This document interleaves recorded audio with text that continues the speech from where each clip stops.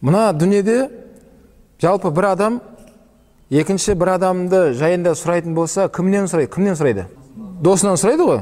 Сен пәленшемен араласасың ғой, мен сені өткенде анау Instagram парақшаңда көріп қалдым, бірге фотоңды байқап қалдым, сен соны таниды екенсің ғой деп сұраймыз ғой. Солай ма?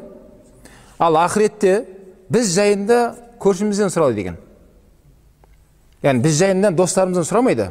Қандай адам еді? Жақсы адам еді? Адамдарға сондай бір көмектесетін Алланың сүйікті пендесі ме еді деген секілді сұрақтар өте көп. Сол біз жайымызда ақыретте кімнен сұрайды екен? Біз жайымызда көршімізден. Сол үшін өте маңызды дәріс бауырлар. Көршімен жақсы тұру мәселесі әдеп. Өйткені біз осы әдеп деген дәрісті көршімізбен осыны игере алсақ, Құдай қаласа, Алла нәсіп етіп, біздің балаларымыз оларға осы нәрсе өтеді екен. Егер біз көршімізбен әдепсіз мәміледе болсақ, оларды сыйламайтын болсақ, олардың хаққысын білмейтін болсақ, автоматты түрде біздің балаларымызға да ол өтеді екен. Олар оны еселеп ары қарай дамытады екен. Яғни көршімен жақсы тұрмау мәселесін ол ұқпайды. Өткен әкесінен көрмеген. Яғни әкесі көршімен сыйласқанын көрмеген, әкесі көршімен жаңағыдай алыс беріс болып көмектескен, қонаққа шақырып көрмеген болса бала автоматты түрде осы нәрсені арғай бала алып кетеді екен. Қазақта сөйтіп айтады, әке көрген оқ жонар. Яғни бала көру керек әкесінің қандай ортада қалай өз болған, көршімен қалай мәміледе болған деген секілді. Өте маңызды дәріс екен бауырлар. Енді әр қайсымыздың хадис бойынша әр қайсымыздың 3 көршіміз болады екен. Және ол 3 түрлі көршінің 3 түрлі ақысы бар. Бір көрші бар екен, бір көрші. Біздің алдымызда ол көршінің 3 ақысы бар екен.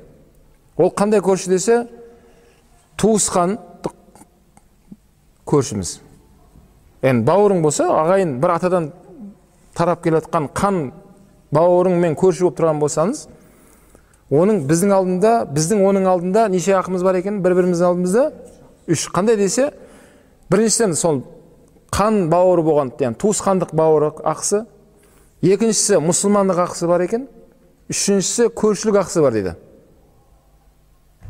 Екінші көрші бар екен, 2 ақысы бар екен бір-бірінде. Қандай көрші десе, мұсылмандық ақысы бар және көршілік ақысы бар адамдар екен. Яғни туысқан емес, бірақ мұсылман. Мұсылман болды ма, міндетті түрде автомат түрде 2 ақысы бар бізде. Бізде оның алдында, оның біздің алдымызда.